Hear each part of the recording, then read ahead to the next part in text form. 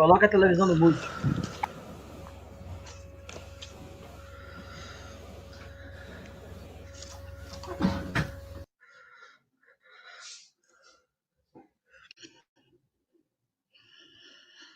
Olá, boa noite.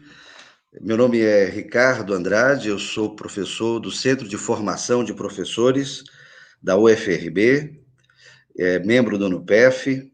Este é o primeiro ciclo internacional de debates Utopias e Distopias, o mundo pós-Covid. Nós estamos hoje na nossa segunda live e eu gostaria de inicialmente fazer alguns agradecimentos. Em primeiro lugar, ao apoio da direção do Centro de Formação de Professores, da professora Creuza, da gestão de ensino, da professora Cíntia Cardial, ao colegiado de filosofia, do professor José João, nosso coordenador, a APUR, nossa parceira aqui no evento, em nome do professor Davi Romão, presidente do sindicato, a Unisba, a RH Consultoria. Este evento ocorre desde ontem, vai até o sábado. Hoje nós teremos o debate Técnica, Tecnologias Digitais e a Finitude do Ser em Tempos de Pandemia, com o querido colega Daniel Ramos, membro do NUPEF, professor do Centro de Formação de Professores, e o professor Leonardo Nascimento, da UFBA. Lembrando que também amanhã teremos mais uma live com o tema A Cena Pós-Covid, Teatro e Cinema em Tempos de Pandemia. Eu desejo a todos um bom debate e uma boa noite. Muito obrigado. Boa noite, agradeço, Ricardo, boa noite a todos. Meu nome é Rafael dos Reis Ferreira, sou coordenador do NUPEF, Núcleo de Pesquisa e Extensão Filosófica do curso de Filosofia aqui do Centro de Formação de Professores da UFRB, né? Eu agradeço, faço os mesmos agradecimentos que o professor Ricardo fez, agradeço ao Centro de Formação de Professores, agradeço ao Instituto Politécnico Sol Nascente pela parceria, né, na pessoa do professor Inácio Valentim. Agradeço também ao FRB pelo apoio, a APUR também, na pessoa do professor Davi Romão, que nos auxiliou bastante. E, de imediato, eu gostaria a professora Cíntia, a gestora de extensão aqui do Centro de Formação de Professores, gravou um vídeo, né, e gostaríamos de, saudando aqui os convidados, a todos, e gostaríamos, então, de passar esse vídeo onde ela expressa, dá saudações a todos, né. Olá, tudo bem? Eu gostaria de cumprimentar a todos e todas que estão participando do primeiro ciclo internacional de debates Utopias e Distopias, o mundo pós-Covid-19. Meu nome é Cíntia Malta Cardial, sou docente do Centro de Formação de Professores da cidade de Amargosa, da Universidade Federal do Recôncavo da Bahia. Estou gestora de extensão desse centro.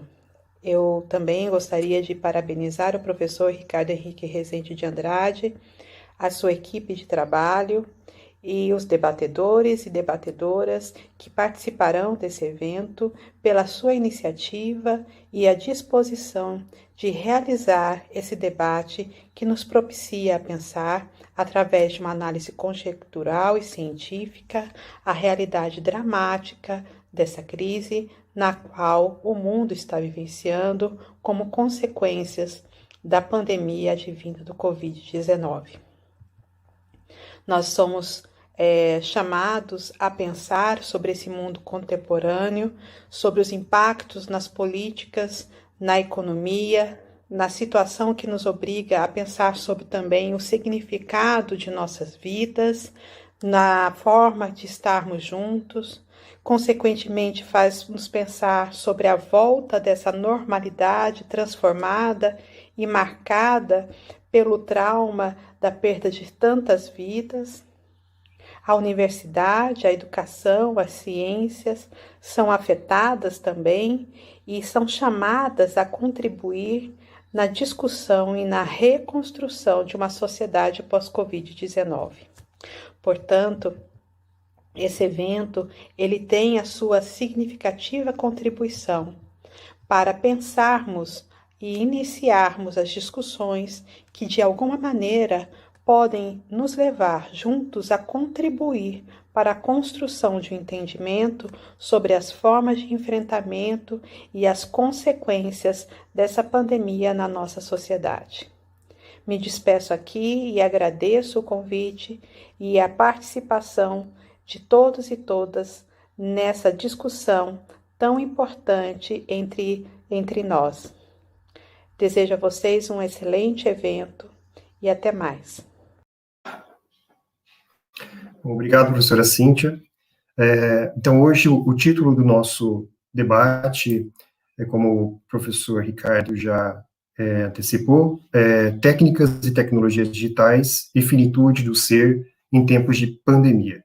Os nossos convidados, o professor Leonardo Nascimento. Boa noite, professor Leonardo, seja bem-vindo.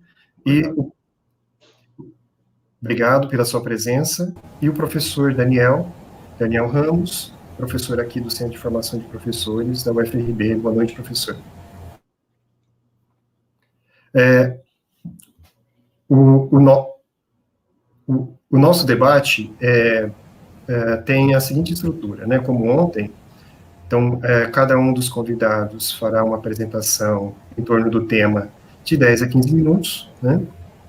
E, em seguida, abriremos para as questões, e os convidados podem se sentir à vontade também para debater entre vocês, né? Vocês podem se sentir à vontade, o tema, ou em torno de uma questão colocada pelo participante, né? Pelos ouvintes, né? Então, aqui a função é intermediar aqui o debate e colocar as questões conforme o debate vai transcorrendo, né? Eu gostaria, então, de passar a palavra ao professor Leonardo Nascimento. O professor, vou fazer uma breve apresentação do professor, né? O professor Leonardo Nascimento é doutor em Sociologia e atualmente é professor do Instituto de Ciência, Tecnologia e Inovação da Universidade Federal da Bahia, da UFBA. Atualmente é professor do Instituto de Ciência e Tecnologia, é membro permanente do Programa de Pós-Graduação em Ciências Sociais e desenvolve pesquisas sobre sociologia digital, mineração, raspagem de dados e análise de mídia. Então, seja bem-vindo, professor. O espaço é todo seu. Obrigado, Rafael. Obrigado, pessoal. Boa noite. Quero agradecer o convite para poder vir aqui falar em um momento difícil, né, e dramático do país e do mundo, né, e falar de um tema que realmente nós estamos diretamente conectados com ele, né? Só imaginar que aqui agora a gente está podendo aqui conversar e debater através dessas tecnologias, né, já mostra a importância nesse momento das tecnologias digitais, tá?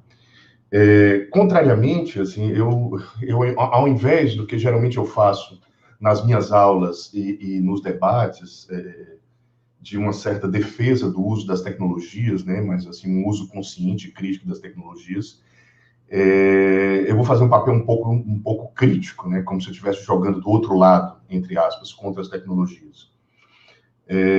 Primeiro que, eu não sei aqueles que tiveram idade e presenciaram a Guerra do Golfo, né, que foi a primeira guerra transmitida pela televisão, que a gente pôde ver aquelas luzes, aquela coisa toda, entendeu? E imaginar o que estava acontecendo ali. Eu acho que a gente está tendo a primeira experiência de uma pandemia dataficada, né? Eu imagino que vocês estão tendo essa experiência, né, de ver a quantidade de dados que estão sendo coletados, de dados sobre a pandemia em si, né, de dados sobre nós mesmos, né, porque a gente passou a utilizar cada vez mais redes sociais digitais, plataformas digitais, formas de conexão, certo? Por outro lado, isso para falar das tecnologias digitais de informação e comunicação. Por outro lado, a gente tem assistido também o uso de diversas tecnologias que antes a gente ouvia falar, mas não conseguia imaginar a importância delas, né? As impressoras 3D, né? A possibilidade de você construir respiradores com essas impressoras, né? Ou as máquinas de corte a laser, através do qual você pode fazer aqueles face shield, né? Protetor de face e tudo mais. Paira sobre tudo isso, né? Essa experiência dataficada e essas novas tecnologias digitais, uma ideia que eu acho que a gente precisa debater para realmente entender essa questão da pandemia, né? A ideia central é que as tecnologias talvez não sejam a solução para o que nós estamos passando, né? Acreditar que as tecnologias serão capazes de resolver a pandemia ou serão capazes, entre aspas, de salvar todos nós, eu acho que é apostar numa falácia, certo? Eu estou dizendo isso por quê? Primeiro que os impactos desta pandemia, eu acho que eles vão... Obviamente que nós vamos ter os impactos sanitários disso, né? Já que a gente está falando da finitude do ser, né? Então, assim, dentro dessa... A gente vai sofrer os impactos sanitários disso, né? As perdas, né? As vidas, os profissionais de saúde. Só que, paralelo ao impacto sanitário, eu imagino que os impactos sociais, psicológicos ou emocionais, como a gente quiser, eles vão ser muito mais fortes, muito mais amplos e muito mais duradouros, certo? Uma coisa curiosa, né, que a gente sempre imaginou que as tecnologias poderiam nos aproximar uns dos outros, né? De fato, elas nos aproximam num certo sentido, né? Eu estou aqui falando nesse momento, eu só vejo a mim mesmo, né? Eu não sei, eu estou falando para uma câmera, para uma tela de computador, eu não imagino quem é que está aí do outro lado, né? No entanto, paradoxalmente, eu acho que nós nunca sentimos tanto a falta, né? Obviamente, aqueles que estão praticando o afastamento social, né? Eu acho que nós nunca sentimos tanta falta uns dos outros, né? Uma falta física mesmo, física e emocional. Apesar de trabalhar com tecnologias, a minha formação é em psicologia. Então, inevitavelmente, e pegando o gancho do que eu havia dito novamente, que os impactos que nós vamos sentir vão ser muito mais psicológicos e emocionais, né? Após os impactos sanitários, médicos e tudo mais, não apenas as tecnologias não vão ser capazes de resolver essas questões de proximidade, como a própria maneira como nós nos conectamos uns aos outros, né? Não apenas não apenas através das tecnologias digitais, mas fisicamente, eu imagino que ela vai mudar, né? Eu não sou antropólogo, mas os antropólogos sabem bem que as diferentes sociedades têm diferentes padrões corporais de proximidade e afastamento entre as pessoas, né? Pessoas onde nós temos mais intimidade, é comum que nós tenhamos uma proximidade física maior, né? Diferente daquelas pessoas que nós não temos intimidade, que mantemos uma certa distância, né? Eles chamam isso de proxemia, né? Estudos em proxemia. Tem um sociólogo que eu gosto muito, eu estudei ele no mestrado, que é o Norbert Elias, que ele fala, numa obra agora que se tornou clássica nas ciências sociais, sobre processos de civilização, né? Que a maneira como a gente administra o nosso corpo, os fluidos corporais, as manifestações afetivas, elas são variáveis ao longo do tempo e elas são diferentes em torno das classes e do sexo, tá? A gente está passando por um momento de alteração profunda na maneira como a gente vai expressar, na maneira como a gente vai, por exemplo, lidar com alguns aspectos dos nossos hábitos corporais após a pandemia, né? Comportamentos como espirrar, né? Ou como escarrar, né? Que até então são vistos como coisas de má educação apenas, a partir de agora parece que vão ser vistas como motivo de saúde pública, né? E até mesmo como motivo de perigo à vida do outro, tá? Então, o que eu tenho hoje para falar com vocês, para debater, é um pouco dessa ideia de que as tecnologias podem ou não resolver, ou podem ou não nos salvar, entre aspas, diante da situação, e um pouco dessas modificações corporais que nós vamos ter que aprender a lidar nesse mundo pós-pandemia. Tá? Outros aspectos específicos em relação a esses dois pontos eu vou desenvolvendo a partir das perguntas, a partir do debate que a gente for fazer. Tá? Muito obrigado.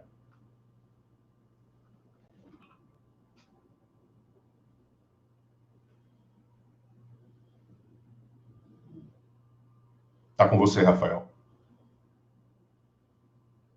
Seu microfone está... Isso. Desculpa. Tá bom. Sim. Então, professor Leonardo, muito obrigado. A sua fala foi muito interessante. E, como eu disse, né, a dinâmica do debate, após a apresentação agora do outro convidado, o professor Daniel, a gente vai abrir para as questões, né? Isso eu digo para o pessoal que está chegando agora, que está interagindo conosco agora. Então, eu convido o professor Daniel. Professor Daniel, boa noite. Novamente, obrigado. Passo a palavra a você, para você fazer uma breve explanação em torno do tema do nosso encontro de hoje. Sim. Então, boa noite a todos os internautas, a todos que nos acompanham, e um agradecimento especial a esta equipe que me convidou para esta reflexão. Também a minha reflexão, ela vai nessa direção do professor Leonardo, tentando mostrar, numa perspectiva ontológica e numa perspectiva existencial, que apostar na técnica e nas tecnologias para sanar esta pandemia, para sanar a nossa existência e nosso modo de habitar essa terra, talvez não seja uma postura crítica dizendo isso, né? Não seja aquilo que é uma verdadeira utopia.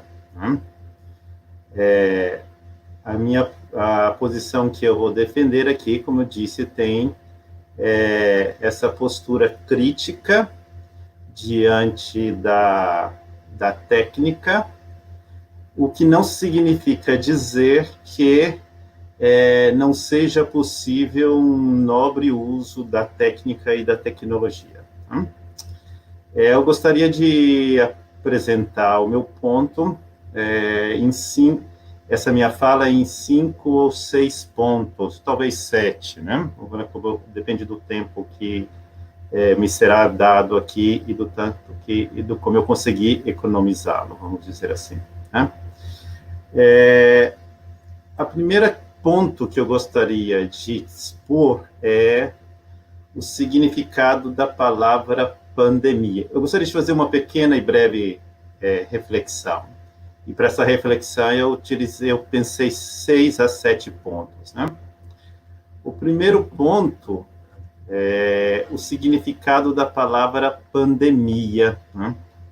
Existe um significado, que é um significado técnico-científico, que é o significado usado pela epidemiologia, que significa uma epidemia de proporção, né, mundial, que ultrapassa as fronteiras, né, e que causa, então, uma crise global de saúde pública. Ontem, o debate, a live de ontem, adentrou muito nessa perspectiva e foi muito esclarecedora. Né?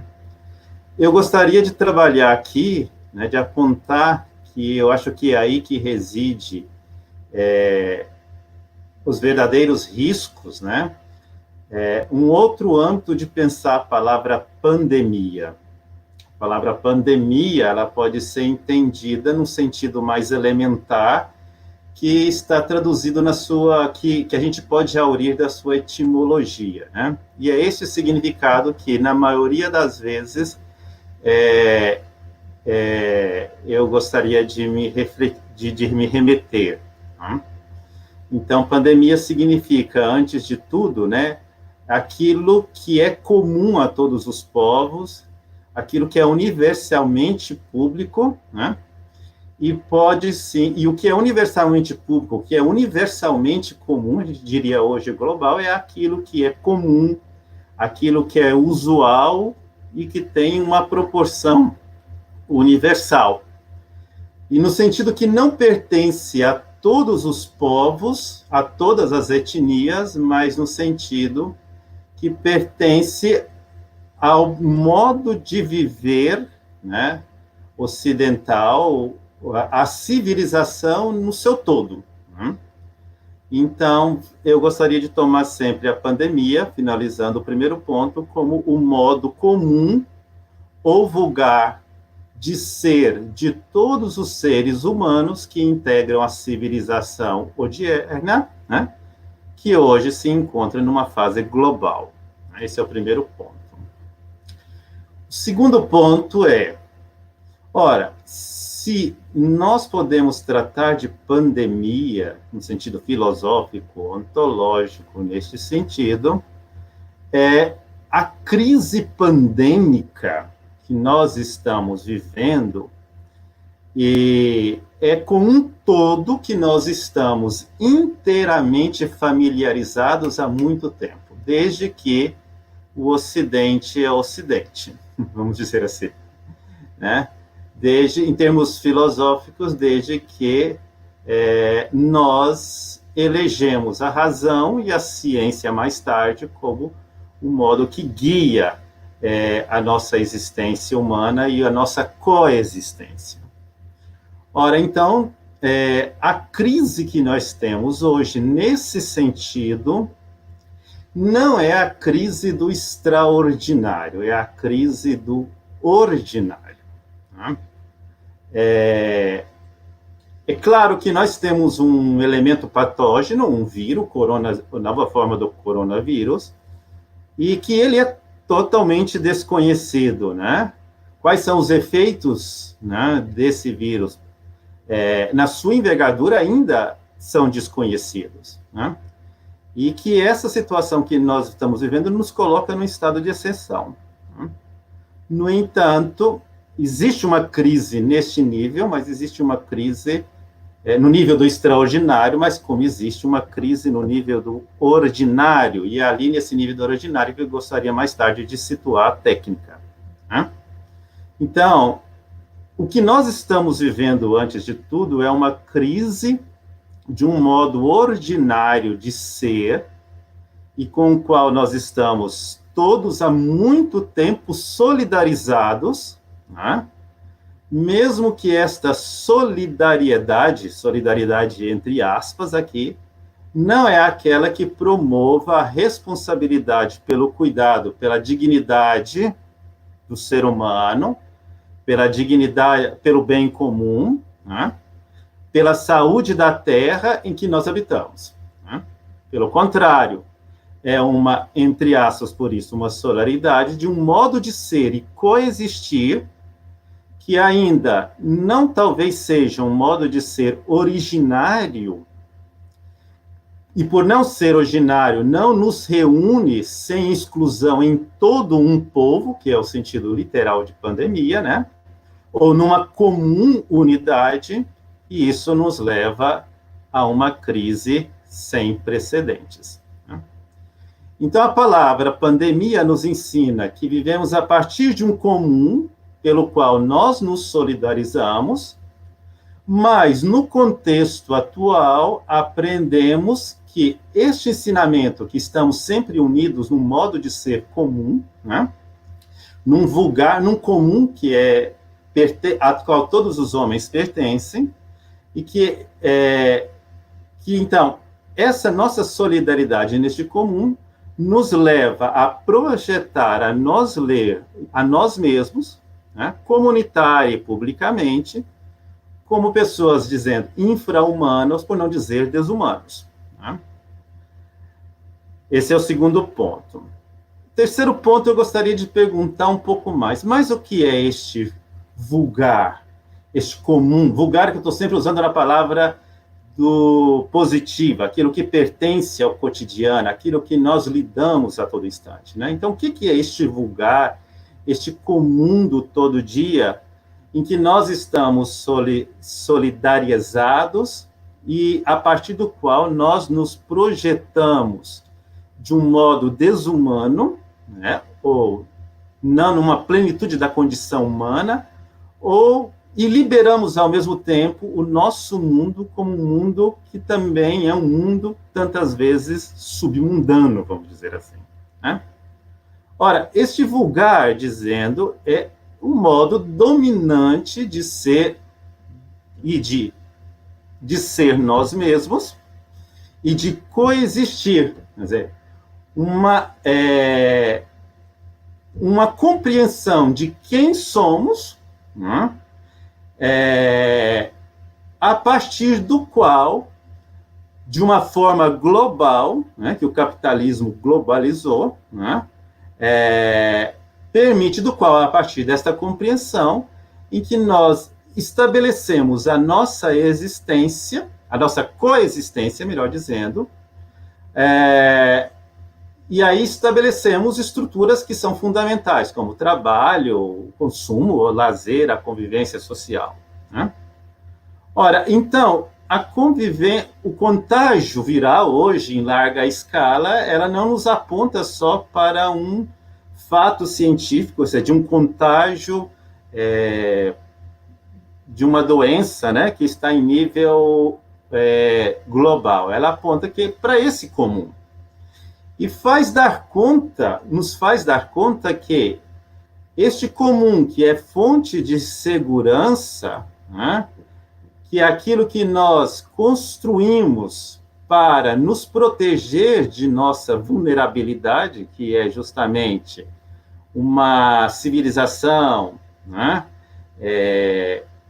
com suas instituições que são baseadas na racionalidade técnica científica, ela não potencializa, ela não nos protege tanto dessa vulnerabilidade. Pelo contrário, ela potencializa a nossa fragilidade. Então, a pandemia de hoje nos tira a certeza que se estamos no rumo certo da projeção de nossa existência e de nossa coexistência. E onde é que a gente faz, porque o tema hoje fala de finitude do ser. E é onde que a gente experimenta isso? Na morte, no risco de uma destruição maciça da vida humana, que nesses dias nos espreita para toda parte e que nos está a devolver para a falsa segurança que vivíamos a partir deste modo comum dominante de existir e coexistir, né? E talvez nos faz questionar se estaremos realmente seguros enquanto a gente não aprender a conviver aprendemos a viver com as inseguranças da nossa própria finitude e a projetar e inaugurar um modo comum de existência a partir das nossas fragilidades, em vez de afastá-las, né, a todo custo como uma evitação da morte, numa busca insaciável e até insensata, às vezes, pela jovialidade, que é feita atualmente por meio do controle e da potenciação da vida com os recursos e o conhecimento técnico-científico.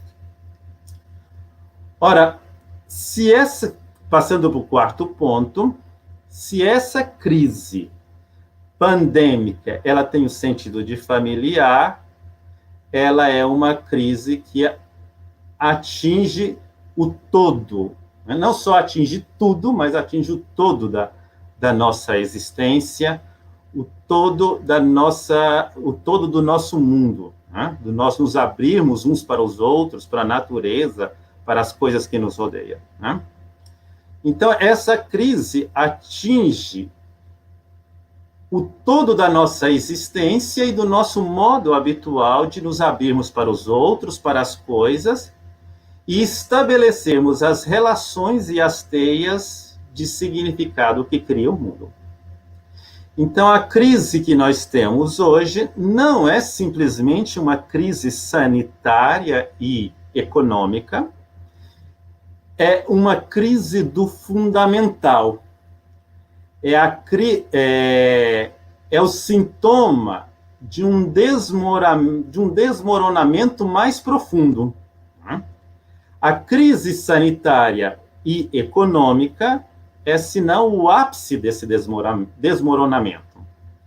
Ora, como é um desmoronamento de algo bem familiar, daquilo que nós, do nosso comum, do nosso vulgar, do nosso modo de ser, né, é o desmoronamento que passa despercebido, né? É silencioso. Por isso, certamente, nós nos contentamos com... O volume de mídia está ajustado a 0%. Por isso, certamente, nós nos contentamos, muitas vezes, com os importantíssimos e gravíssimos aspectos econômicos, sociopolíticos, culturais e sanitários da crise, né? Porém, não deixamos de sentir uma ausência do fundamental, justamente a nos percebermos sem chão, sem terra firme para pisarmos, né? Ora, se nós percebemos isso, se nós pensamos isso, finalizando este ponto, essa crise pode ser um tempo oportuno, um kairos de uma compreensão do fundamental, né, e dos riscos inerentes ao nosso modo de ser e de habitarmos conjuntamente esta terra. E aí eu chego no quinto ponto, né, o quinto ponto, e me perguntam: como se caracteriza este modo dominante, tá, de existir e coexistir hoje? A gente, paradoxalmente, tem que dizer, né, seguindo uma interpretação ontológica existencial, tá, que o que determina este modo de existir e coexistir no seu núcleo é justamente a técnica, tá? A técnica não está aqui nos aparatos técnicos, a técnica não está nos instrumentais e nas maquinarias de última geração. A técnica não está simplesmente nas tecnologias de informação e comunicação. A técnica, no sentido, e melhor, nessa direção que eu estou tentando abordar, a técnica como sentido que guia a existência humana, né, ela também não está na mão do homem, tá? É o homem que está na mão da técnica. Em que sentido isto? No sentido que ela é aquilo que guia silenciosamente, né, o vulgar, o comum, o público de nossa existência e coexistência, gerando uma geração, gerando o que se chama de civilização planetária, global, interconectada pelas tecnologias digitais, como sendo o último projeto de humanização, né, como o último projeto civilizatório. Né? Vagamente, a gente poderia se dizer que se trata de uma disposição, entre aspas, interior, de uma vontade, entre aspas, de responder a um apelo de tudo dispor arbitrariamente e colocar e expor no horizonte ilimitado da exploração, articulando tudo que é numa rede de interconexões dispositivas e funcionais. Então, resumindo, a técnica é algo que convoca o núcleo de nosso modo comum e vulgar de ser. Ela pertence hoje a todos os povos, né? E nesse sentido, a técnica é pandêmica. E isso no sentido, aquele sentido elementar de pandemia que eu trabalhei no primeiro ponto. E o seu efeito e a sua transparência é que ela cria redes mais eficazes, mais poderosas que aquelas mantidas pelas tecnologias de comunicação e digitais. A técnica, enquanto um sentido comum da civilização atual, ela trança tudo e todos, enreda tudo numa rede, à medida que transforma a nós e as coisas em meros dispositivos para a produção exploratória. No horizonte da técnica, tudo já não vigora por si mesmo. Tudo é em vista de uma função, para uma relação com outro dispositivo. Nesta rede funcional, armada para a exploração global do planeta, já estamos nós, na medida que já correspondemos ao apelo com ela se mostra. Por isso, esse cenário de desolação mundial, um âmbito prévio, a técnica se mostra, né, como um âmbito prévio de uma solidarização inautêntica, no qual se instala, por exemplo, uma pandemia naquele sentido usual que nós temos lidado hoje, que é no sentido sanitário, técnico, científico, né? Finalizando esta minha fala, gostaria de passar para o 6º ponto, né? Tentando um pouco refletir o título geral desse colóquio, né? Utopias e distopias pós-Covid. Né? Na verdade, apenas uma indicação a partir do que eu falei. Não uma tentativa de dar uma palavra última sobre isso. Né? Ora, se a técnica é o sentido do modo comum e dominante da humanidade atual, e se com este sentido nós estamos habituados, desde que a razão e a ciência passaram a reger nosso projeto comum de existência, a técnica possui longa história, e aí eu gostaria de ressaltar, a técnica é o nosso passado. Nós muitas vezes vemos filmes, fazendo um breve comentário, né? Nós vemos filmes de ficção científica e colocamos assim, olha, como é visionário este filme, porque ele projeta o nosso futuro, né? Ora, mas na verdade, a técnica não é nosso futuro. A técnica é, antes de tudo, aquilo que nos conduz há muito tempo. Né? Desde que nós nos nomeamos como seres racionais, animal racional, ou os gregos chamavam zoólogo. Né? Ora, então, a técnica é nosso passado. É claro que não é um passado, e aqui a repetição é importante. Né? Não é um mero passado que ficou para trás. Pelo contrário, é um passado que está no presente e que vai ter um futuro, e um futuro que a gente ainda não sabe por quanto tempo a técnica vai vigorar. Né? Nós não sabemos até quando o nosso futuro ainda ser dominado por este passado. As previsões são impossíveis, sobretudo no atual momento. Deste modo, concluindo, é possível dizer que é um ingênuo futurismo pensar que a técnica será o nosso futuro no sentido de uma promessa de uma nova civilização. Isso seria uma acepção utópica que esconderia que a técnica é o nosso passado, responsabilizando por um futuro promissor, marcado, por exemplo, pelo lazer, pelo entretenimento, pelo tempo livre e criativo, pelas facilidades de uma vida automatizada. Né? Se a gente toma a técnica na perspectiva desta ingenuidade, deste futurismo, né? Deste futurismo ingênuo, nós caímos.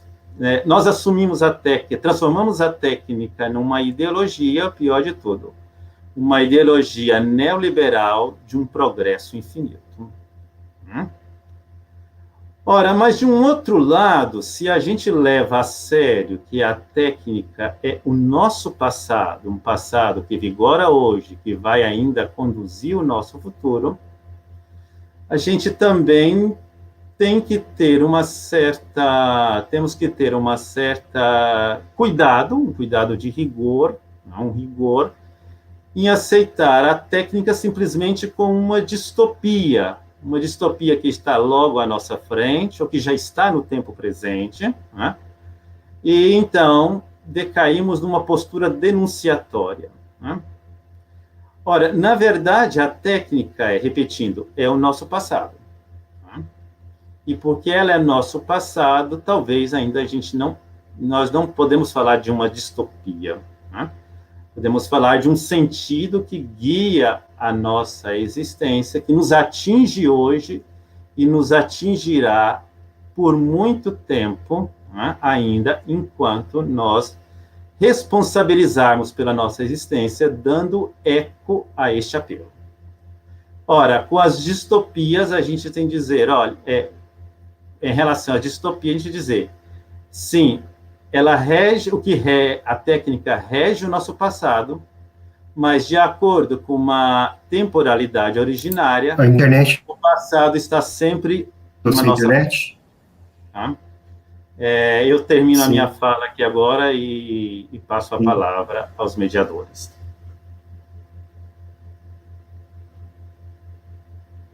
Obrigado, professor. É que a internet estava cortando, né? E eu acho que agora está bem melhor. Se o professor Leonardo quiser fazer algum comentário, caso ele tenha algum comentário a partir da fala do professor Daniel, né? Caso não tenha, podemos passar para as questões dos ouvintes, que temos várias questões em torno da fala dos professores, né? Olha, eu acho que a gente pode passar para as perguntas e a gente vai fazendo um bate-bola aqui. Sim. Bom, uma primeira questão vem lá de Angola, do Instituto Superior Politécnico Sol Nascente. A questão é a seguinte: quais os desafios epistemológicos das tecnologias de informação e comunicação face ao processo de ensino e aprendizagem, para além de suportarem uma precariedade socioeconômica que assola a profissão em uma boa parte dos países abrigados pela Covid-19? Olha, eu posso começar? Sim. Sim, por favor. Bem, parece que essa pergunta, eu estava acompanhando também o YouTube, essas perguntas sobre tecnologia de informação e comunicação em relação ao ensino, né, e as escolas, parece que é uma pergunta que está recorrente, que a gente vai encontrar ela outras vezes, né? Eu acho que o desafio epistemológico, se a gente for falar em desafio epistemológico, primeiro, o que a gente chama de letramento digital, né? Os estudantes precisam estar habilitados a utilizar essas tecnologias, o corpo de professores precisa também estar habilitado e preparado para a utilização dessas tecnologias. Obviamente que a utilização dessas tecnologias pressupõe uma estrutura escolar massiva, né? Ou seja, é preciso recursos financeiros para que essas tecnologias existam e cheguem até os estudantes. Esse é um primeiro lado. Só que esse é apenas uma pontinha do iceberg, entendeu? Existe um outro desafio maior, que é um desafio político em relação às tecnologias, certo? Eu acredito que vocês a essa altura, já saibam que a maioria das plataformas digitais que vocês utilizam, que nós utilizamos, como Facebook, YouTube, Instagram, Twitter, são, na verdade, grandes empresas de coleta de dados, né? Então, o negócio somos nós, é você, somos nós. Mas como assim o negócio somos nós? Bem, eles o tempo todo estão coletando, eles sabem aonde você vai, o que você come, o que você gosta, o que você está lendo, quais são as pessoas com as quais você se conecta ou não, né? Quais são as pessoas, qual é a frequência com que você vai em determinados locais, qual é a frequência que você vai no médico, né? Se você, porventura, usa um determinado aplicativo, aplicativos ou aquelas pulseiras inteligentes, eles sabem o quanto você está dormindo, e não apenas você, mas uma grande quantidade de pessoas. Então, o que acontece? Paralelo a esse desafio epistemológico no aprendizado das tecnologias digitais, tem um desafio político, né? De debater a quem pertence essas tecnologias. Tá? Eu acho que a gente pode começar o debate por aí.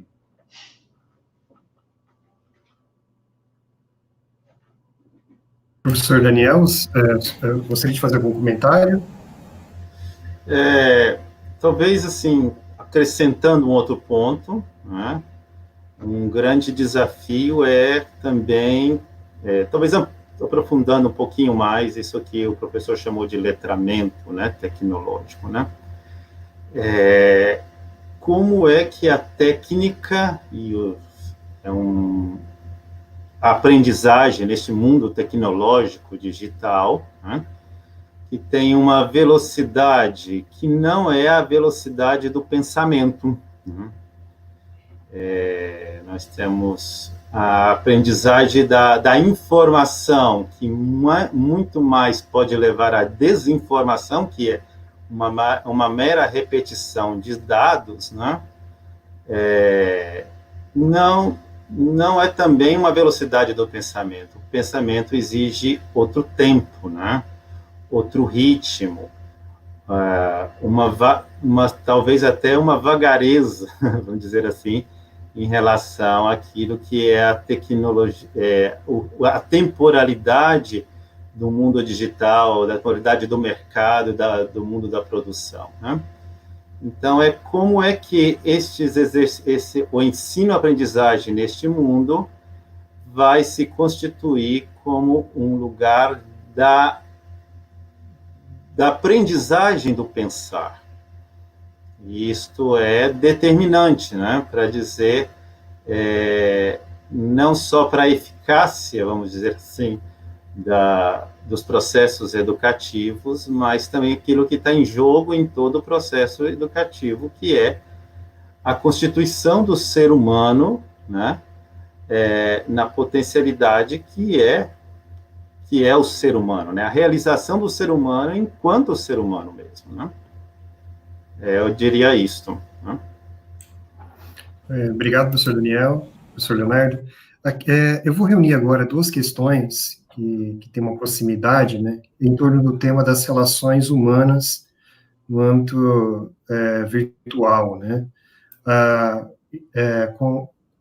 primeira questão é de Cássio Rocha.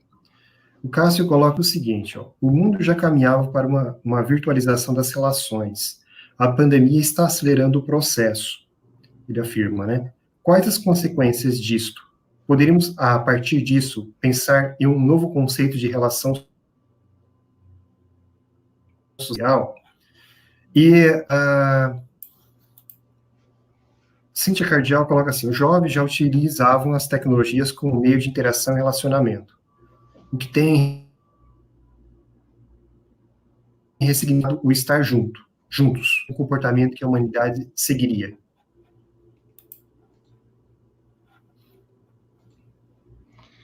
Olha, quem se sentir à vontade de responder as duas questões, professor Leonardo, professor Daniel. Certo, eu tinha visto a pergunta aqui do Cássio, né? Primeiro que eu não gosto muito dessa ideia de virtual, né? Desse conceito de virtual, né? Nós estamos aqui agora, né? Eu estou aqui agora, concretamente, né? Toda a estrutura que possibilita que a gente se comunique, ela é uma estrutura desse mundo, né? Ela é palpável, né? São cabos de conexão, são cabos de internet, aqueles cabos azuisinhos, vocês devem ter visto, né? São cabos submarinos que ligam as conexões, então não tem essa coisa dessa coisa virtual, vamos dizer assim. Agora, uma coisa interessante que você toca, que é essa coisa se a gente pode pensar um novo conceito de relação social, e as duas perguntas falam em aceleração, né? Obviamente que com o distanciamento social, o enclausuramento ou a quarentena, né, nós estamos utilizando mais essas tecnologias do que antes, tá? Então, pessoas que provavelmente não tinham habilidade para mexer com essas tecnologias passaram a utilizá-las, né? Mesmo na universidade, professores que achavam que as tecnologias eram coisas secundárias, né, ou menores, realmente estão se dando conta da importância delas.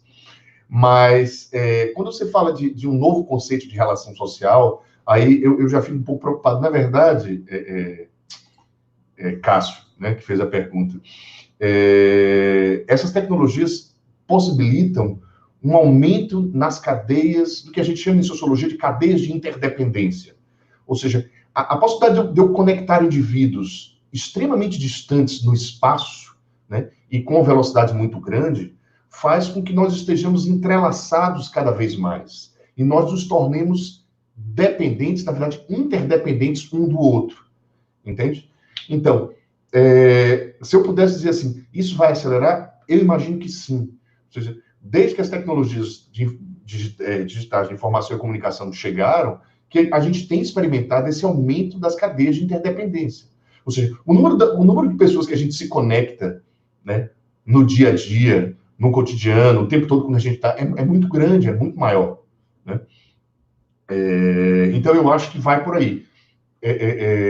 A segunda pergunta eu não consegui pegar, eu só consegui pegar a pergunta do Cássio, mas eu fico por aqui, vou ver o que o professor vai falar e a gente retorna, tá bom? Estou vendo aqui, apareceu a pergunta da Cindy Cardial. Tem ressignificado estar juntos. A pandemia amplia ou acelera um comportamento que, obviamente, que a gente... seria muito legal a gente problematizar um pouco esse estar junto, né?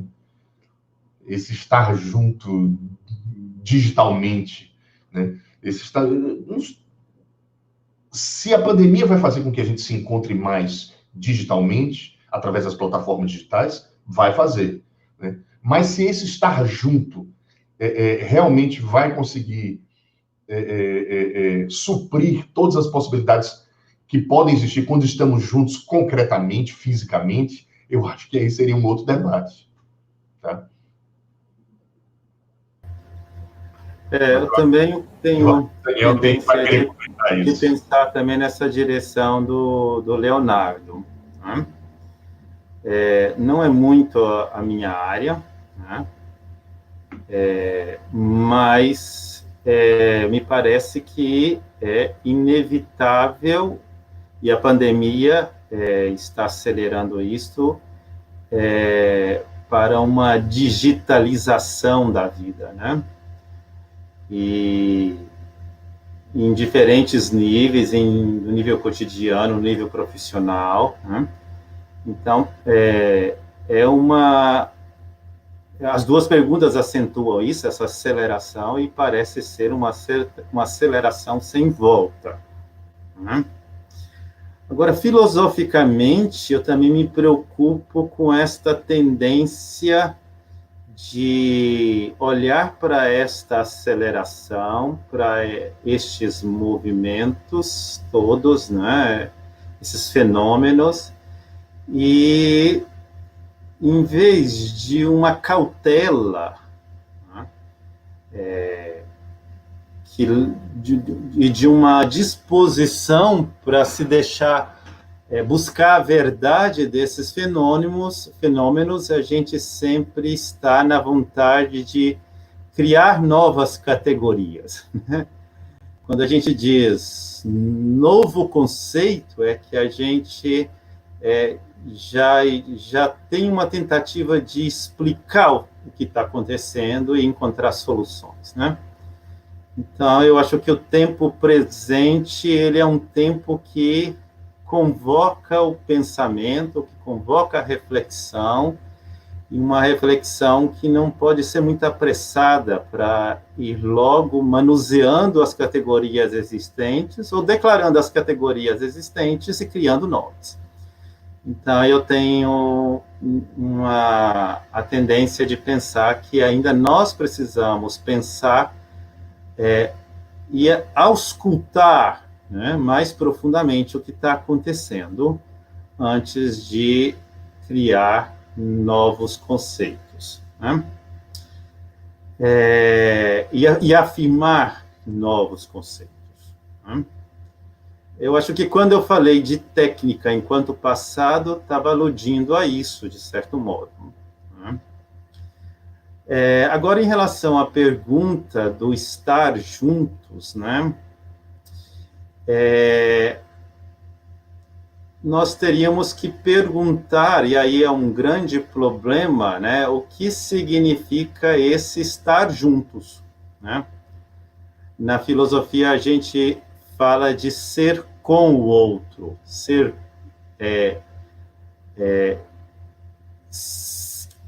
e tentando mostrar que toda a existência, por mais que ela seja pessoal, ela já é também coexistência, na medida que nós partilhamos de um modo de ser comum e abrimos um mundo, apesar que acolhe as diferenças étnicas, culturais, antropológicas, mas nós temos uma disposição, vamos dizer assim, de abrir um mundo comum, né? Ora, então, a questão a partir disso aí é se estar conectados e cada vez mais conectados significa estar juntos, né? Uma contraprova poderia dizer ao contrário, né? Uma pessoa que se isola totalmente, né, do convívio social, né? Como eram, por exemplo, os projetos de uma vida de monges, né, no século, né? Isso não significa uma recusa do mundo, mas pode ser um outro modo de estar no mundo e com o mundo, né? Talvez a pandemia traz essa reflexão de novo para a gente, né? Quando ela nos isola, quando os cuidados sanitários, né, nos pede o isolamento, e aí a gente tem que reforçar esse cuidado aqui, né? Ela nos faz ver que nesse estar isolados, nós já estamos numa relação muito íntima com o outro. E que é talvez por isso que a gente precisa. Talvez por isso que a gente precise buscar meios da comunicação, e aparece agora essa descoberta e essa revalorização do mundo digital. A gente poderia talvez pensar assim, eu pediria por aí, né? Esse estar junto não é pensado de uma modo assim, a partir da condição humana, ela não é uma justa posição dentro do espaço, né? um estar lado ao lado dentro do mesmo espaço, numa casa, né? Mas também como não é estar assim, tecnologicamente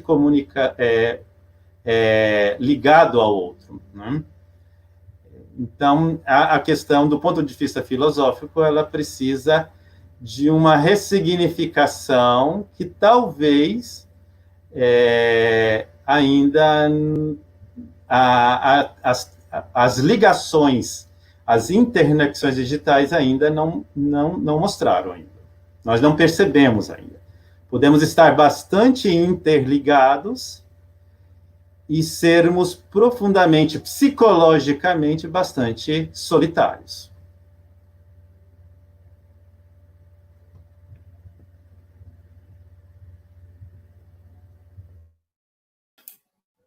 Obrigado, professor Daniel, e obrigado, professor Leonardo. Eu tenho uma questão aqui de KLD, uma questão mais ampla, né? Ainda quanto à compreensão de senso de comunidade e coexistência comunitária. Ele coloca assim, ó, quais seriam as maneiras ou medidas em que, para ambos os professores, poderíamos lançar luzes para uma compreensão de senso de comunidade ou coexistência comunitária? Eu acho que cada um dos professores já tocaram, né, esse assunto, mas caso vocês queiram contemplar a pergunta de Caio D, ou completar, né, em torno desses conceitos, sintam-se à vontade. Não, eu acho que eu passo a bola. Eu não sei se seria lançar luz.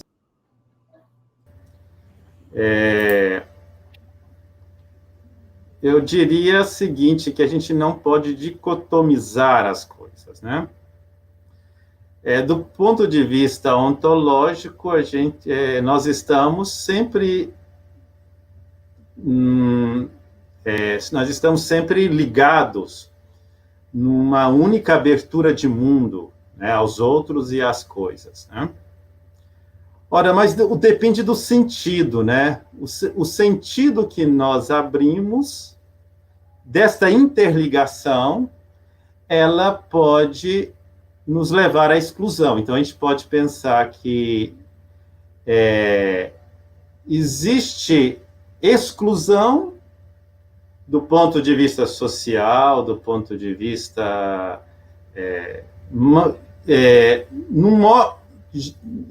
existe exclusão que nutre do modo de ser do ponto de vista ontológico, né?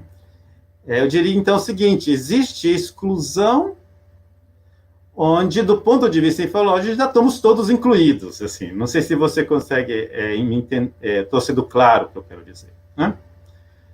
A questão é que nós precisamos, e aí é uma questão bastante, que se discute bastante hoje, né, do ponto de vista filosófico, quem será este ser humano que vai nascer nesta época dos pós-Covid, pós-metafísica, né?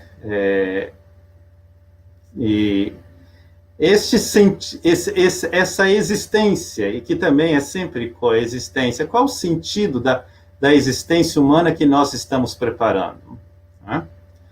Esse sentido da existência é aquele que permite uma inclusão e um cuidado do outro, um cuidado do bem comum, né? Um cuidado pela terra, né? Então, a pergunta que nós estamos dispostos e preparando a emergência deste novo ser humano? Né? Isso é uma questão do ponto de vista teórico, do ponto de vista filosófico, que pode parecer muito abstrato, mas a era do ponto de vista, assim, das crises que nós estamos vivendo, um problema crucial e bastante concreto. Né? Sim, eu falo por falar em crise, a gente tem duas perguntas aqui em torno dessa crise, já apontando para a política, né? Uma dos participantes aqui inclusive usa a palavra crise, né, no contexto da política. Né? Então, a pergunta é a seguinte, né, eu vou fazer duas questões em torno, já apontando para essa crise que a gente vive no Brasil, né, situando aqui nós no Brasil, né, considerando também que a live está sendo transmitida para Angola, né. Mas nesse caso específico do Brasil, eu coloco assim, é possível pensar que aqui no Brasil vivemos uma crise do fundamental desde o processo da última eleição presidencial? E esse momento da pandemia com uma nova curva dessa crise, então, será que essa pandemia teria agravado essa crise? Né? Alterado essa crise? Então, nessas relações, né, humanas, né? Como que entra a política aí, né? E aí entra Luiz Henrique Becker, que coloca a seguinte questão: comportabilidade, o cenário da pós-pandemia, no âmbito das tecnologias, das técnicas do conhecimento, das pesquisas, do conhecimento acumulado frente à negação das ciências, por parte de significativa parcela da população, estimulado por fundamentalistas, por governos fundamentalistas. Será que, pelo que eu estou entendendo, o que Luiz Henrique Becker quer dizer, será que esses governos fundamentalistas vão se aproveitar desse momento, né, para se colocarem, né, para se imporem, né? Então, são duas questões já em torno que entram com o assunto com a política, né? Bem, são perguntas espinhosas, vamos dizer assim, né? Primeiro que, obviamente, que nós percebemos isso, um certo... Apesar de que eu sei que o professor Daniel, talvez, obviamente que por outros motivos, tenha bastante críticas à técnica, né, e a esse modo de racionalidade, dessa racionalidade instrumental, né, da ciência, que vai controlar. Eu, infelizmente, sou devoto dela. Eu acredito nela. Acredito na ciência, acredito na matemática, acredito nos números, sei dos perigos que a racionalidade, o excesso de racionalidade pode provocar na vida em sociedade, né? As experiências que nós tivemos do terror da Primeira e da Segunda Guerra revelam isso, né?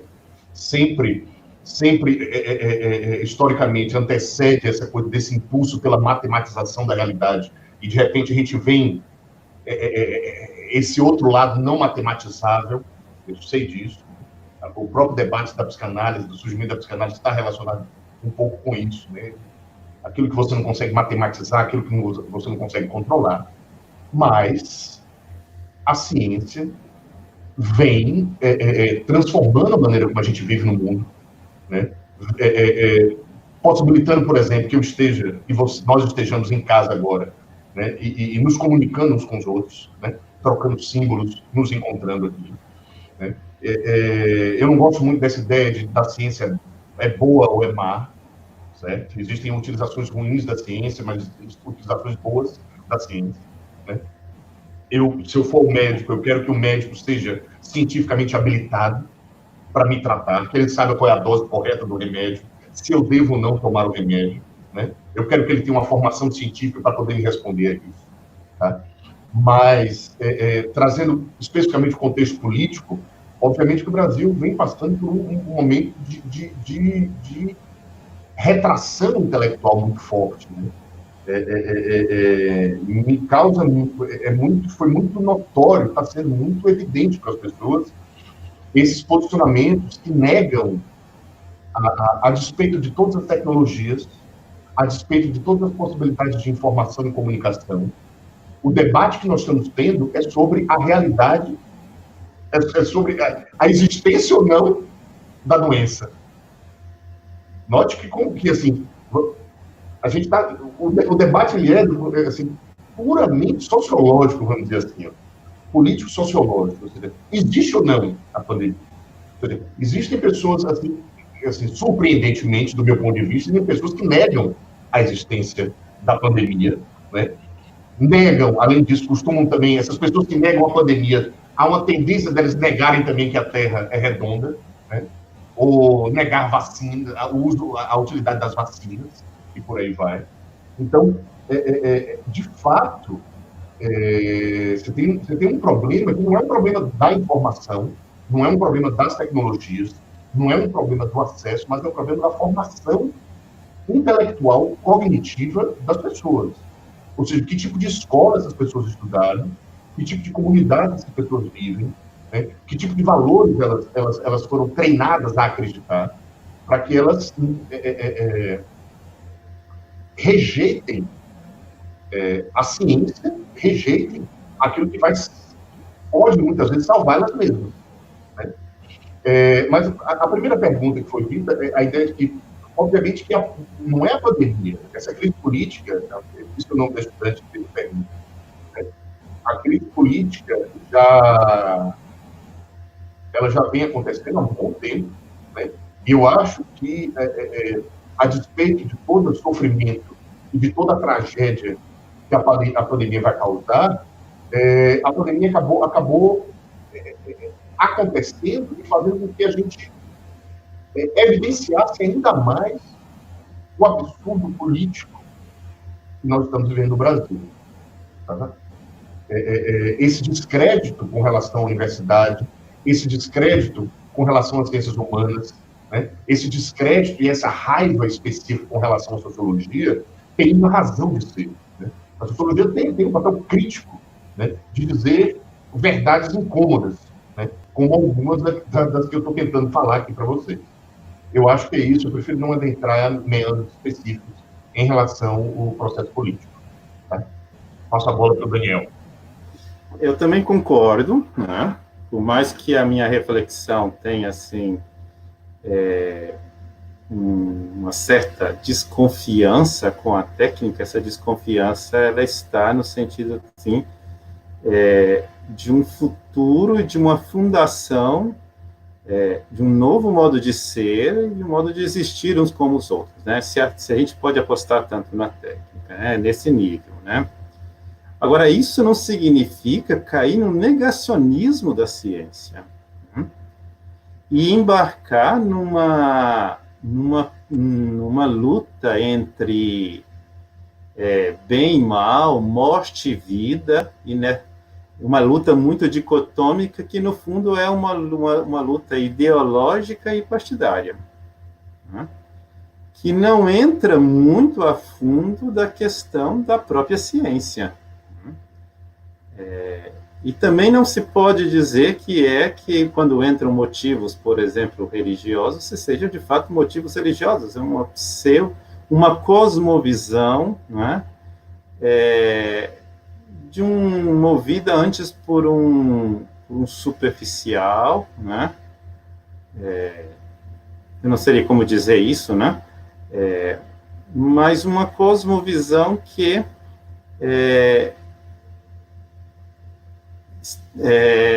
não está muito bem assim colocada a questão da ciência, né, e do papel da ciência na sociedade, como também não está bem colocado outras questões que fogem ao âmbito da ciência, né? A minha desconfiança, então, no entanto, assim, quais são os limites da ciência na fundação de um modo de ser, e se a ciência deve guiar o nosso modo de habitar conjuntamente essa Terra. Isso é uma outra questão. Isso não significa negar a questão da contribuição da ciência e bem lembrados os exemplos que o professor deu, né? Agora, uma pergunta dizia assim, desde as eleições presidenciais, eu acho que é aí que a pergunta talvez poderia ser um pouco ampliada, né? Há muito tempo nós vivemos uma crise do fundamental, uma crise da existência e do nosso modo de habitar o mundo, há muito tempo, né? E essa crise, ela aparece em várias facetas, né? Ela aparece nesse confronto ideológico partidário, por exemplo, que foram nas eleições presidenciais e tantos outros. Então, acho que a gente não pode colocar desde este ponto, assim, né? Mas, de fato, ela perpassa e ela aparece na política, né? E política aqui com P maiúsculo, né? Essa arte da convivência. Desculpe interromper você, eu acho que eu entendi a pergunta dela no seguinte sentido. Eu entendo que essa crise não é de agora, né? Esse esfacelamento das relações pessoais, né? Assim, as pessoas todas que nós cancelamos no Facebook, no Instagram, sei lá onde, no WhatsApp, os grupos de família que foram desfeitos, tal. Só que a pandemia, ela tem uma característica específica, né? No caso das ciências sociais, específico da sociologia, a gente fala de uma certa quebra da normalidade. Ou seja, aqui fala os fluxos da vida cotidiana, o comportamento rotineiro, as rotinas foram quebradas, né? E não apenas a rotina minha, né? Ou a rotina de alguém, por exemplo, que teve uma doença, teve um infarto, ou teve um câncer específico, que só ela teve e os amigos não tiveram, ou a família não teve. Então, você tem uma quebra de rotina massiva, né? Em que comunidades inteiras foram obrigadas a modificar sua estrutura do mundo da vida, né? A maneira como e deixar de ir para coisas fundamentais que não constituem psicologicamente e emocionalmente, como o trabalho, como os encontros amorosos, os relacionamentos com os amigos e tudo mais, né? A ida ao bar, a ida aos restaurantes, né? Então, você tem como que uma suspensão dessa vida cotidiana, né? De maneira massiva, coletiva, que isso causa danos, pode vir a causar danos psicológicos e emocionais muito fortes e muito duradouros, né? Eu puxei um pouco para isso aqui, porque eu estou acompanhando a live através do YouTube e eu estou vendo que tem muitas perguntas relacionadas a isso. As pessoas estão preocupadas com isso, porque, de fato, em maior ou menor grau, todos nós sentimos isso. Tá? Então, tinha uma crise antes? Tinha, mas agora a crise é muito maior. Sim, concordo, né? Dando um exemplo para vocês, um exemplo, né? As pessoas dizem que não é um pequeno número de depressão, que está vivendo a depressão, né? O quanto essa crise, esse isolamento, pode favorecer, por exemplo, né? Crises depressivas, por exemplo. Crise de ansiedade. Crises de ansiedade. Nesse ponto, professor Daniel e professor Leonardo, que tem uma Isso, que tem aqui uma participante, ela coloca o seguinte, né, a gente tratou até agora do aspecto político, social, né, político-social, e aí entra o psicológico, como consequência desse distanciamento, né. Aqui está Thalila Brito, ela coloca assim, ó, no momento atual, tem se pensado muito sobre o psicológico das pessoas, visto que o isolamento social traz para as pessoas um sentimento de ansiedade profunda, né. Aí ela coloca uma questão mais específica, né, diante disso, consulta online seria uma solução, né, então aí entra a tecnologia como uma ajuda, né, e aí, só para complementar, o professor Daniel já entrando nessa análise mais psicológica, né, e aí eu estou trazendo aqui, já tem questões nesse sentido, né. Thalina, Eu vou... quer começar, Daniel? Não, eu até pediria que você respondesse essa pergunta, porque justamente toca muito mais a sua formação. Bem, Thalila, eu apesar de ter graduação em psicologia, eu não sou psicólogo, né? Então, eu vou tentar responder aqui do ponto de vista da sociologia, né? O que eu sei é o seguinte, né? Que existe uma resolução do Conselho Federal de Psicologia que o psicólogo, para fazer consultas online, ele precisa ter essa autorização do Conselho Federal de Psicologia, tá certo? Isso é uma coisa, ou seja, não é qualquer um que pode fazer. Tá? Segundo, eu acho que somente um psicólogo poderia avaliar as vantagens e desvantagens desse contato, vamos dizer assim, digital, né? Esse atendimento digital. Eu não, obviamente que num contexto da pandemia, a pessoa entra em crise e ela pode encontrar com o psicólogo através de uma videoconferência, isso vai ser super importante para ela. Agora, por exemplo, em pacientes iniciais que estão precisando agora, que estão tendo o primeiro contato com o terapeuta, será que apenas esse contato digital, né, vai realmente estabelecer o link entre vocês, né? Por exemplo, a gente está aqui numa live, eu estou falando de assuntos, vamos dizer, de assuntos teóricos, de teoria, né? Se dá uma falha no áudio aqui ou no vídeo, tudo bem. Eu perdi um pedaço. Mas se você está escutando um paciente e tem uma escuta atenta ao que ele está dizendo, uma falha na conexão, uma coisa pode limitar o acesso que você tem ao que o paciente está falando. Então, tem esse problema. Agora, sendo um pouco provocador, né, eu tenho visto muitos anúncios de fazermos atendimento de graça, né, ligue para psicólogo, assim, colocando... Não sei, eu fico um pouco preocupado com essa coisa que a gente tem chamado, alguns articulistas americanos têm chamado de, traduzindo para o português, de empreendedores do corona. Ou seja, querem surfar na onda do corona para ganhar pacientes, ganhar contatos, né, para depois, o pós-corona, né, o pós-Covid-19. Né? Obviamente que eu não estou dizendo que todos os psicólogos estão fazendo isso, né? Não é o caso, mas que a gente tem um pouco de cuidado, né, nessa oferta de serviços psicológicos. Né? O mesmo cuidado que a gente tem quando vai saber quem é o psicólogo, qual a formação, qual é a linha teórica que ele fez formação aonde. Eu acho que a gente tem que ter a mesma coisa quando vai ter, se porventura precisar, de um contato digital. E volto a dizer, mais uma vez, sem querer tomar muito tempo da fala, né? O teste de resistência pelo qual nós estamos passando não é só um teste de resistência puramente fisiológico, né? Biomédico. É um teste de resistência mental, emocional, ou como quer que a gente possa chamar. Né? Então, atenção, sobretudo, a esses aspectos. Tá? É porque, sobretudo, que a gente está confinado em casa. Né? Para um psicanalista, seria um prato cheio disso. Né? A gente está confinado em casa, dentro da estrutura relacional mais carregada afetivamente, né? Em casa, e isso realmente torna as coisas um pouco mais dramáticas, podemos dizer assim. Eu acho que é isso. Acho que deve ter mais perguntas aí. Bom, o tema agora, a gente tratou agora de um aspecto mais psicológico, né?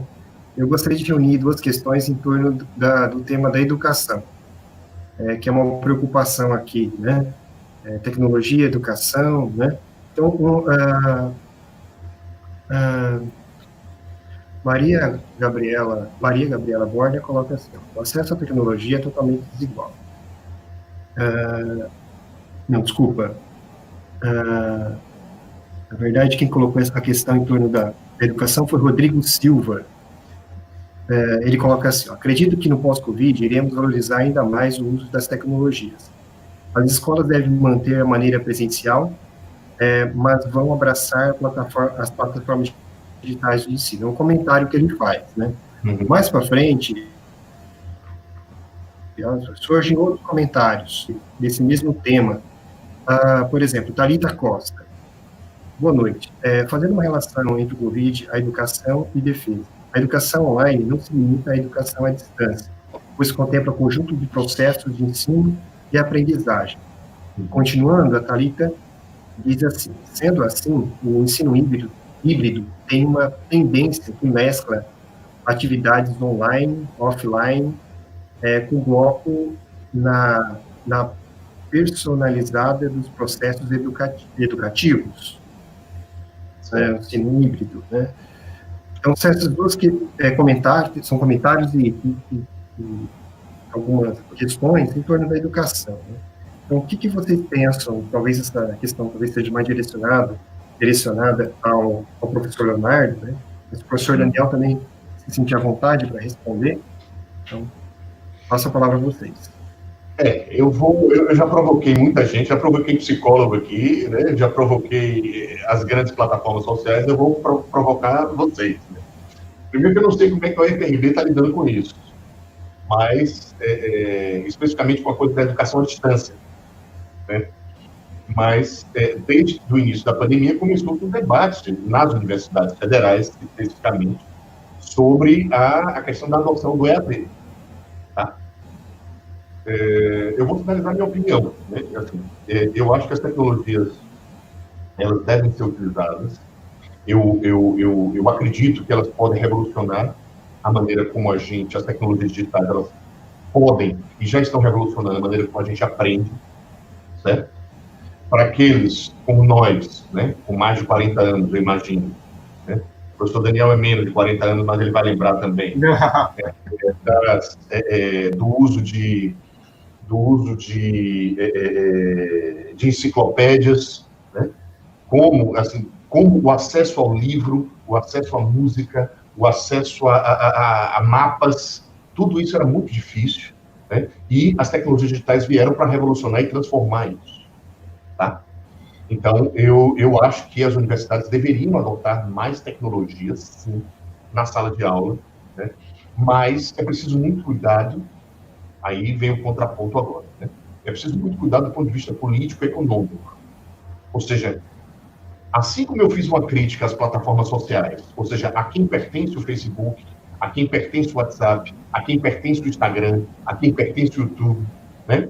E como os nossos dados pessoais são comercializados dentro dessas plataformas, a mesma pergunta crítica deve ser feita ao EAD. EAD para quem? Né? Para quê? Certo? Nós já temos deficiências extremas no ensino universitário face a face, né? A gente vai migrar para essas tecnologias digitais achando que vai resolver essas deficiências? Eu não sei. Então, é preciso entender, sair da questão só vamos usar ou não vamos usar? Não. Assim, quem é que está querendo que a gente use? Quais são os interesses velados que estão aí por trás? De grandes fundações, né, que têm interesse em encampar, né, e comercializar essas plataformas EAD, certo? Imagine, por exemplo, eu não tenho filho, mas imagine que você tem um filho e você coloca ele numa plataforma EAD, onde, desde muito jovem, a plataforma está coletando dados sobre o comportamento dele, o que ele faz, o que ele gosta, né? Vendendo para empresas, e as empresas o tempo todo ofertando exatamente aquilo que ele quer, né? O lápis de cor que ele quer, o bicho de pelúcia que ele quer, o joguinho de montar que ele quer. Né? Então, é preciso muito cuidado com isso. Não é só uma questão de quer o EAD, não é demonizar EAD ou EAD é a solução. É mais do que isso. É perceber os interesses políticos e sociais que estão em torno do EAD. Né? As disputas políticas que estão aí. Eu acho que é por isso que as universidades estão um pouco... Eu não sei, vocês da UFRB já adotaram o EAD? Não. Ainda não. Não, né? Na UFBA também a gente está em debate ainda, né? Mas, a princípio, eu acho que tem uma resolução que diz que as aulas... por exemplo, no meu caso, eu continuo encontrando com os meus estudantes no mesmo horário da disciplina, semanalmente. Por quê? Por causa daquilo que eu falei anteriormente, para evitar a quebra de rotina deles, entendeu? Ou seja, eu quero que eles sintam menos a falta da universidade e criem uma certa rotina, porque isso é importante psicologicamente. Então, assim, nos primeiros encontros, a gente só falava de Covid, né? No último encontro foi que eu consegui, por exemplo, mostrar a ele o passo a passo da instalação de um aplicativo, mas apenas a instalação. Tá? Ou seja, as aulas mesmo vão retornar quando a pandemia passar. Ou seja, a resolução da UF que eu havia falado, ela diz para não substituir, eu não vou substituir as aulas presenciais por esse contato digital. Né?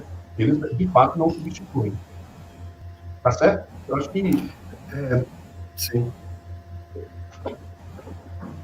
Eu só teria um pequeno acréscimo, assim, completando, né? Entre as várias perguntas que o professor indica aí, a gente tem, digo agora enquanto professor e a partir da própria experiência, né? Por quem, né? Com quem? Qual a implicância isso no trabalho docente? Embora eu disse que eu tenho menos dos 40 anos, né? Essa pandemia revela o quanto que a gente não está tecnicamente, dizendo assim, preparado para uma educação à distância, não só os recursos que nós temos à disposição, né? E sem contar com isto, as implicâncias do pequena experiência que temos feito, né, do dito home office, da tão propagada flexibilidade do home office, né, é uma invasão talvez muito mais intensa da vida privada, né? E de um domínio do mundo doméstico e muito mais exigente do que esse trabalho tradicional. Sem contar o que isso pode acarretar também do ponto de vista dos direitos, da normalidade, né? Do trabalho docente e dos outros trabalhadores também. Daniel, eu quero comentar isso, né? Mas, assim, o home office... Obviamente que ele tem esse problema que, assim, como outro dia um técnico da UFBA comentou comigo, do STI, se torna mais office do que home. Ou seja, você trabalha o tempo inteiro. Tá? Sim. A gente amplia a visão do home office para o todo da sociedade, a parcela de pessoas que vão poder ter esse luxo de experimentar o home office é mínima, né? A grande maioria dos trabalhadores está lá fora agora. Se eu abrir aqui a janela, eles estão na bicicleta ali, levando sanduíche gorduroso para a casa dos bacanas aqui, né? Ou estão nas motos, né? Ou estão dirigindo carros aí por 12, 18 horas. Então, o que acontece? A gente pode criar... Imagine, por exemplo, que essa pandemia se estenda, né? Ela pode se estender, né? Ou a gente tenha ciclos, né? de isolamento social e de retorno. Né? Sim. A parcela de pessoas que vão poder experimentar o home office, ela é mínima. Tem esse problema que você falou, né? É mínima. A grande maioria da população está aí fora sendo contaminada. Certo? Sim. Isso aqui, ou seja, note como a gente precisa levar, tentar mapear os efeitos políticos, sociais e econômicos das tecnologias em toda a estrutura capilar da sociedade. Né? É muito que às vezes você acha que assim, poxa, tudo bem, mas resolve isso aqui, mas resolve uma coisa e gera 3, 4, 5 outros problemas, entende? Sim. Acho que tem mais perguntas aí. Quanto ainda à educação, o aspecto da educação, né, tema da educação, eu queria enriquecer o debate trazendo um comentário, uma questão de Andresa. Ela foca mais na aprendizagem, a preocupação dela é quanto à aprendizagem, né, no uso dessas tecnologias. Então, ela coloca assim, muitas pessoas precisam reinventar novas maneiras de trabalhar, estudar, etc. Quais cuidados precisamos ter para essas novas maneiras de aprendizagem que buscamos através da tecnologia?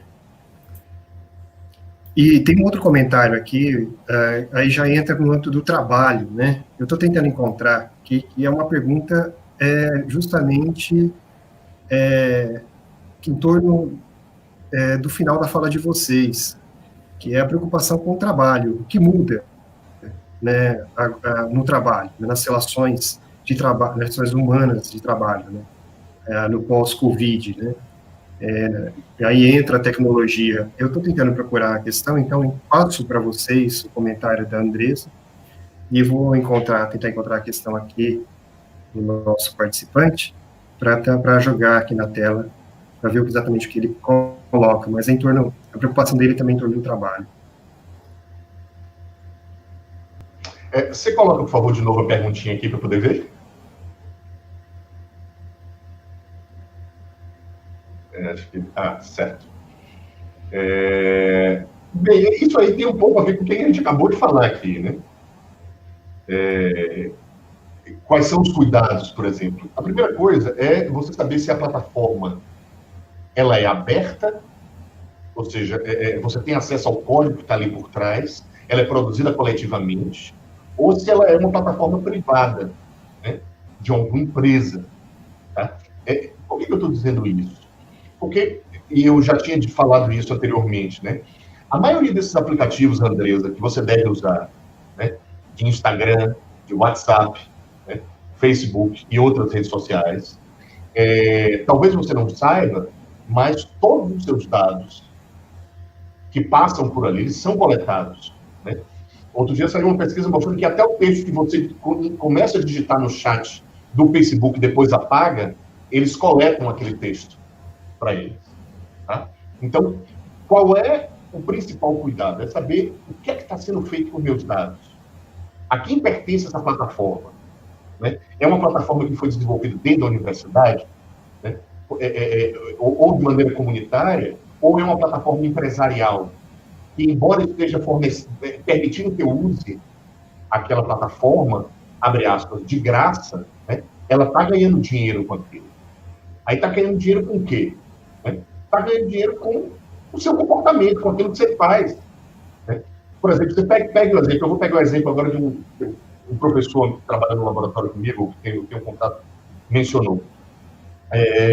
A questão do Netflix, por exemplo. Né? Daniel deve assistir Netflix, né, Daniel? De vez em quando. Tem agora a série de Freud, não sei, eu assisti a série de Freud, gostei muito.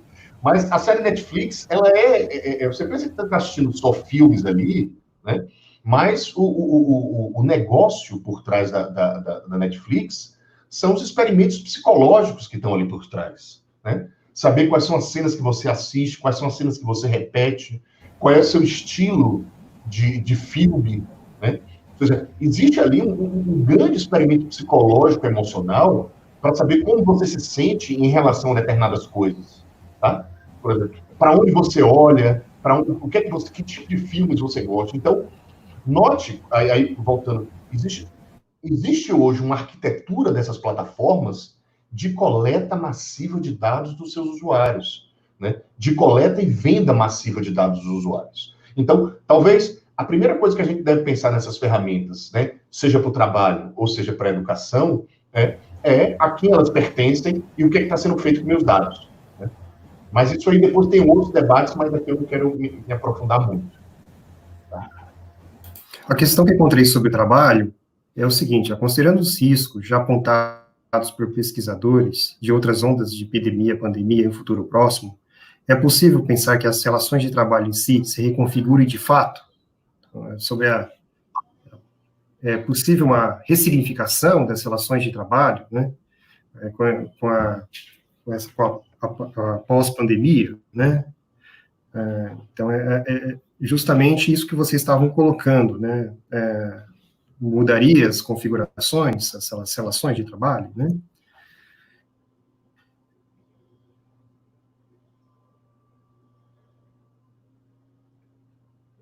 Posso começar? Bem, as relações de trabalho já estão se reconfigurando há um bom tempo, né? O advento do Uber, por exemplo, né, que é um tema que eu venho estudando recentemente, marca realmente uma transformação massiva das relações de trabalho, tá? Que vai na mesma direção desse debate que a gente está fazendo aqui sobre essa coisa da coleta massiva de dados e tudo mais, tá? Por exemplo, agora, duas categorias eu tenho visto nessa pandemia que estão sendo hiperexploradas, né? Uma são os motoristas de Uber, obviamente, né, que estão transportando pessoas, né, e provavelmente eles estão tendo que comprar os aparelhos de proteção do próprio bolso deles. E a outra são os entregadores, né? A Uber Eats tem mas tem outras empresas de entrega em que as pessoas estão fazendo uso para poder comprar coisas, ou comprar lanches, ou comprar refeições, tá?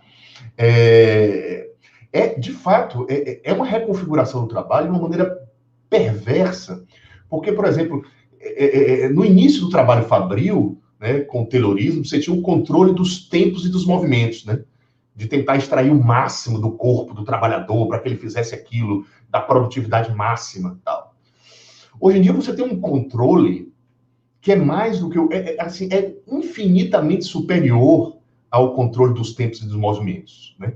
Porque, por exemplo, um motorista de Uber ou um entregador, né, dessas empresas, né, que estão utilizando o celular o tempo todo e estão com um aplicativo ali, eles sabem, e aí, na maioria das vezes, ele está com o GPS ligado, porque você está acompanhando tanto o carro chegar quanto o rapaz na bicicleta vir entregar, né?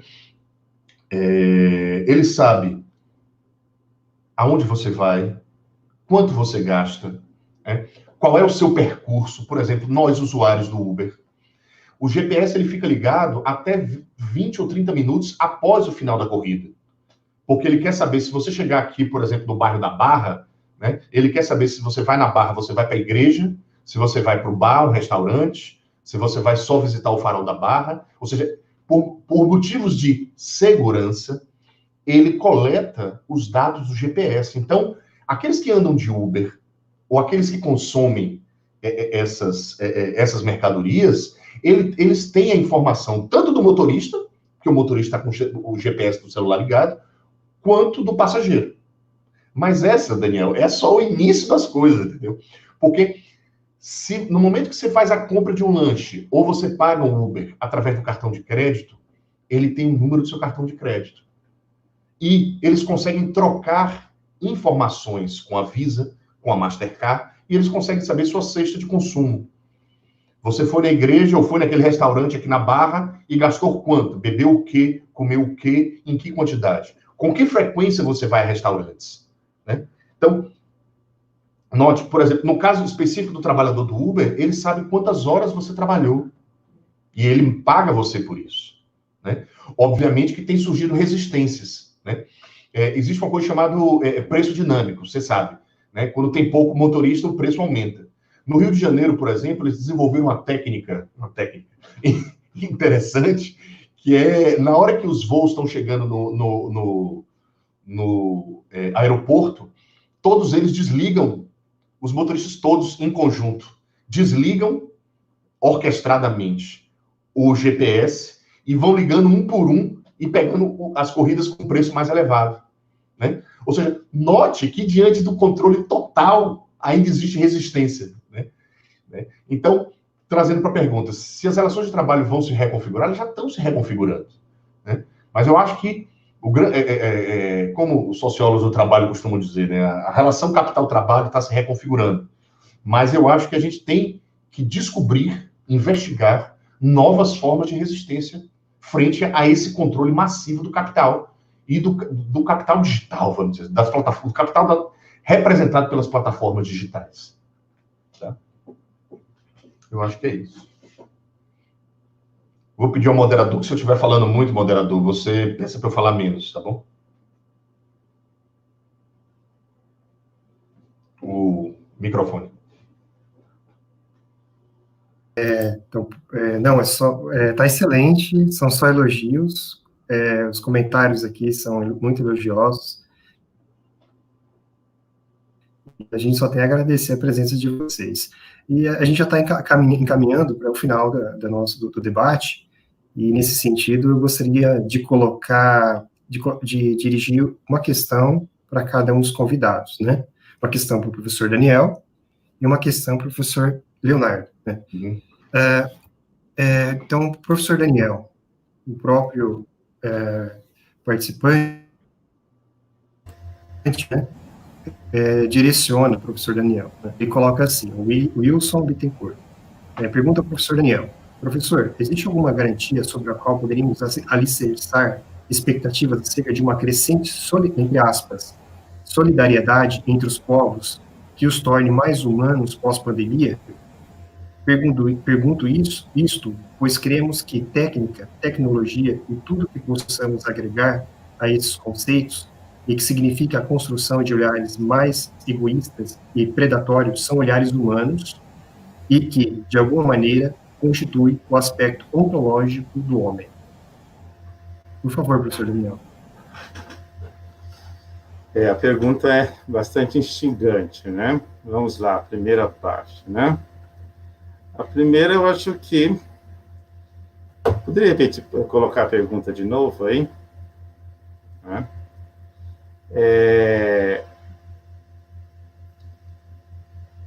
Se podemos apontar numa crescente solidariedade entre os povos.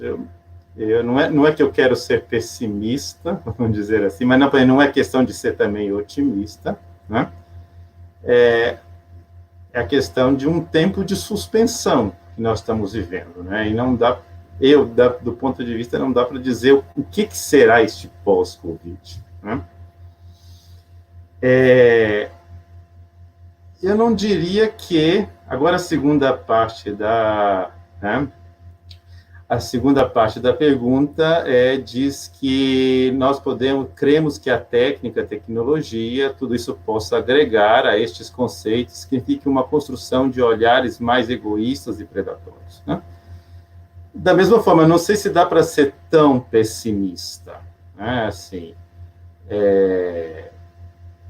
em relação as tecnologias, aí acho que é uma questão mais para o Marcelo, né? Se é um lugar do egoísmo, eu não sei. Eu ficaria com a última parte da sua pergunta, se constitui um aspecto ontológico do homem, né? Eu acho que temos que pensar um pouco, eu penso, pelo menos, uma direção diferente, em toda a possibilidade de sermos nós mesmos está também inclusa a possibilidade de não sermos, né? No sentido, assim, toda a possibilidade guarda em si uma palavra que é heideggeriana, mas tem que ser bem entendida, assim, uma decadência, né? Acho que tem que ser entendida assim, no sentido de cadência, né? Não se trata de julgar se isso é solidário ou se isso é egoístico, né? Em toda a possibilidade humana existe também, faz parte da própria natureza humana não ser vigorosamente aquilo que ela é. Então, eu acho que o tempo é da gente suspender um pouco mais essa ânsia de dizer que podemos ser mais solidários ou mais egoísticas e começar a olhar para a realidade humana tal como ela aparece, né? A condição humana, né?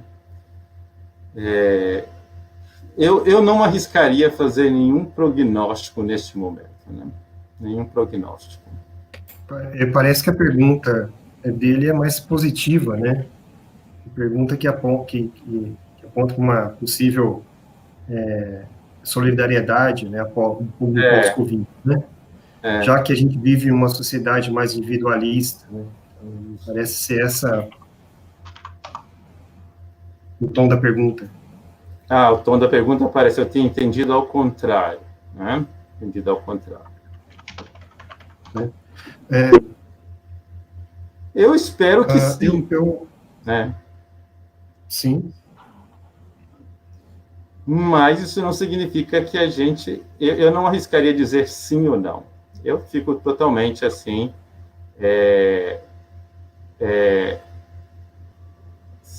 eu acho que é uma questão, né? Esse pós é bastante desconhecido para nós ainda.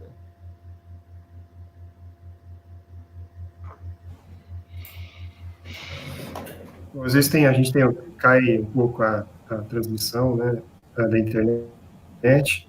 Eu passo, então, a pergunta final para o professor Leonardo, né, que é de Andrade Caetano. Andrade Caetano coloca o seguinte: boa noite, professores. Tem uma pergunta para o Leonardo. Temos acompanhado como outros países têm lidado com o controle da pandemia. A China, por exemplo, tem utilizado diferenciados recursos digitais de controle da vida privada de seus cidadãos para construir dados acerca do contágio e transmissão da Covid-19. Por um lado, isso permite acessar este universo de modo mais detalhado e eficaz, com propostas de medidas solucionadoras do problema, mas põe em xeque noções de condições importantes, como as condições individuais, né? Então, acho que ele quer dizer o tema da privacidade, eu acho que é isso que ele quer dizer, do indivíduo, né? Do controle, né? Certo. É uma preocupação em relação a isso. Bem, controle da vida privada. Eu acho que... Por favor, professor Leonardo. Excelente a pergunta, porque a pergunta acaba tocando no que eu falei inicialmente, na abertura da minha fala, né? Da questão do que alguns autores chamam de solucionismo tecnológico, né? A ideia de que as tecnologias são a solução para a gente, né? Que a qualquer momento alguém vai criar um aplicativo que eu vou apertar e vai resolver o meu problema, né? Que vai me salvar da violência, que vai me salvar do sofrimento, que talvez me salve até da morte, professor Daniel. Quem sabe, né? Antes de falar propriamente da China e do rastreamento, eu vou pegar uma tecnologia mais próxima da gente, né? A questão do reconhecimento facial, que vem sendo utilizado de maneira massiva na cidade do Salvador, né? Toda vez que as notícias que são veiculadas, tá? O tempo todo dizem assim, um criminoso foi encontrado pela polícia através do reconhecimento facial, né? Ou seja, chegaram até a prender pessoas no carnaval. Imagina, uma pessoa fantasiada, né?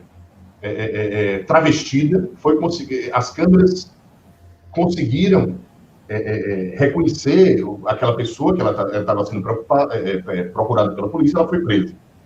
Obviamente que cada vez que o jornal coloca isso e noticia as coisas dessa forma, é quase que impossível você ser contra isso, entendeu? Você argumentar contra. Ou seja, um criminoso foi preso. Tá? Então, alguém que havia cometido algum crime perigoso, que precisava ser recolhido, foi encontrado pela polícia, né? Então, as pessoas passam... olha o que é que se forma, né? As pessoas passam a lidar com a tecnologia como se elas fossem capazes de resolver o problema da segurança e o problema da violência. Então, notem como a estrutura, como a tecnologia nos é apresentada pela mídia ou nas relações, ela vem como uma salvação, né? Mas é justamente isso aí que a gente precisa argumentar criticamente, colocar nossos olhos críticos sobre ela, né?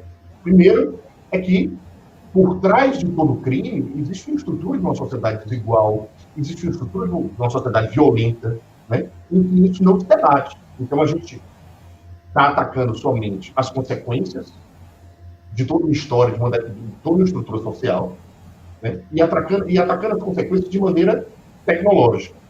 Outra coisa que não é dita, por exemplo, é quantos falsos positivos aconteceram, ou seja, quantas pessoas foram abordadas achando que elas eram aquele criminoso e que não eram, E isso não é noticiado, entendeu, Daniel? Ou seja, eles só mostram, é como já foi dito aí na política, né? Eles só mostram aquilo que é bom. O que é ruim, eles escondem. Tá? No caso específico dessa vigilância, ou desse rastreamento em massa pelos celulares, eu acho que é um precedente extremamente perigoso para a sociedade. Aqueles que leiam Foucault, né? Aqueles que entendem um pouco o que são as relações de poder e a relação de controle, né? Controlar onde as pessoas vão, quando as pessoas vão, saber onde as pessoas estão, né? Eu acho isso um precedente extremamente perigoso, né? Mas com essa vigilância a gente vai conseguir salvar as pessoas do Covid. Não sei. Talvez, pensando especificamente no caso chinês, né? E eu não estou fazendo uma crítica à China como país, eu estou fazendo apenas uma crítica à estrutura. Talvez se a China tivesse encarado ou escutado aquele médico que depois veio a falecer, né? Logo no início, né? Da pandemia, esta medida de rastrear todos em toda parte, né? Não fosse necessária. Então, existe um pouco de esquecimento da história, entendeu? De um esquecimento da história, do que aconteceu antes, né? E agora só achar que que o uso da tecnologia vai resolver. Então, de fato, você tem um problema na privacidade. Eu nunca imaginei nós chegarmos numa sociedade, né? Se você pega a historiografia, se você pega o debate sobre a experiência de vida em sociedade, né, do século XVIII para cá, ninguém imaginaria que a gente demorou tanto para ter essa experiência do eu, enquanto homo encapsulado, né, com o eu lá dentro, minhas emoções e tal. E hoje em dia, as minhas emoções elas estão completamente abertas para quem quiser ver, entendeu? Em certo sentido. Porque eles estão drenando tudo, agora mesmo. Eu estou aqui no YouTube, eles estão drenando aqui. Nossas informações, onde é que eu estou conectado, né, a velocidade da minha conexão, dados e metadados sobre o meu comportamento. Então, o problema da privacidade é um problema político mais urgente hoje, do século XXI. Entendeu?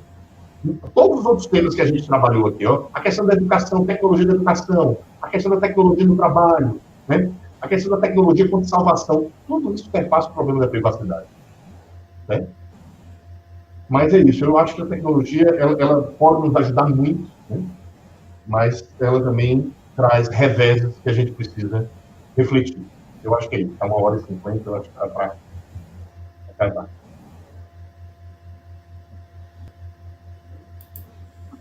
Então, antes de a gente finalizar aqui o debate, eu gostaria de abrir para uma fala final o professor Daniel e o professor Leonardo, em torno do tema, e após a fala de cada um, eu finalizo o nosso debate.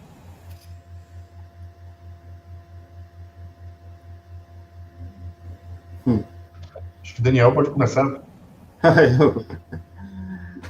Eu acho que seria reforçar isso que foi do início da sua fala e também da minha fala, né?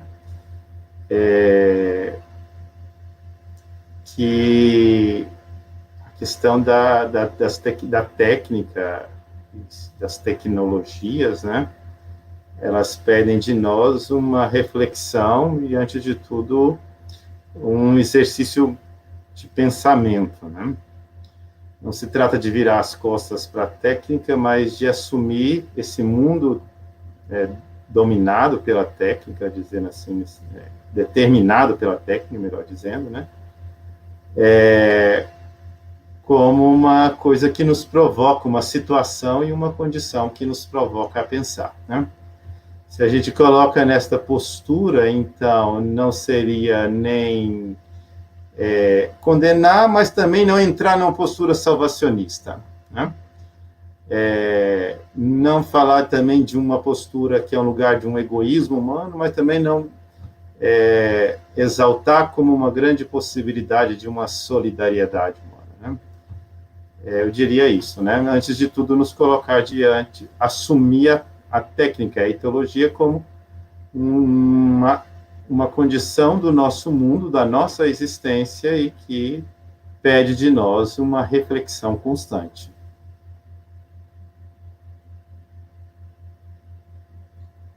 Bem, eu vou ser breve, eu acho que as pessoas devem estar cansadas, já são 1h54. Primeiro, eu quero agradecer o convite para poder falar, né? Foi mencionado no início do meu perfil, né, a questão do que eu trabalho dentro da estrutura da Universidade Federal da Bahia. Eu trabalho no Instituto de Ciência, Tecnologia e Inovação. É um instituto novo da Universidade Federal, né, que, como o próprio nome diz, está buscando enfatizar a questão da tecnologia e da inovação. Tá? Dentro da UFBA também, eu coordeno o Laboratório de Humanidades Digitais, né, que é uma tentativa de atrair pesquisadores da área de humanidades que têm interesse em tecnologias digitais, né? Então, eu faço convite para todos aqueles que estão nos assistindo aí, nos ouvindo, né, que, se tiverem algum interesse nas nossas pesquisas, que apareçam, tá? Peço a todos, né, e eu falo isso para mim mesmo, né, que vamos manter o isolamento social, né, vamos manter a calma, sobretudo, tentar manter uma certa rotina doméstica dentro de casa até onde for possível, né, para que a gente possa resistir juntos e que a gente possa reconstruir esse país e essa sociedade que vai vir após este evento, tá? Eu acho que é isso. A última coisa que eu falaria só, todas as áreas, né, todos aqueles que estão na vida universitária, a última coisa, é quase uma profissão de fé que eu vou falar. Aprendam a programar. Aprendam alguma linguagem de programação, né? Pouco importa a área que você esteja, se você seja da filosofia, se você seja da sociologia, geografia, medicina, engenharia, aprenda a programação, né? Porque se as tecnologias digitais de informação e comunicação hoje elas passam necessariamente pelo código, né, pelo algoritmo que está ali por trás, o controle desse código, entender o que é esse código, é também uma tomada de poder, né? E a possibilidade de você estabelecer uma oposição crítica, contundente, contra essas plataformas digitais que tanto nos controlam, que tanto nos dominam. Tá? Eu acho que é isso. Obrigado. Bom, o evento é uma realização da UFRB, do Instituto Superior Politécnico Sol Nascente e do Núcleo de Pesquisa e Extensão Filosófica, que esse ano a gente é uma data comemorativa, né? Comemoramos 10 anos de existência, e esse encontro, esse ciclo internacional de debates, também vem vem nos enriquecer, né, da comemoração desses 10 anos. Né? Então, eu agradeço imensamente a participação do professor Vilmar, agradeço imensamente a participação do professor Daniel, né, que é o nosso colega aqui no Centro de Formação de Professores. Foi um debate muito rico, os elogios são inúmeros aqui, né, dos participantes, e eu quero agradecê-los profundamente. Muito obrigado e boa noite. Obrigado, gente. Obrigado, Daniel. Obrigado, Rafael. Boa noite. Obrigado. Fiquem em paz. Até a próxima. Tá? Temos em casa.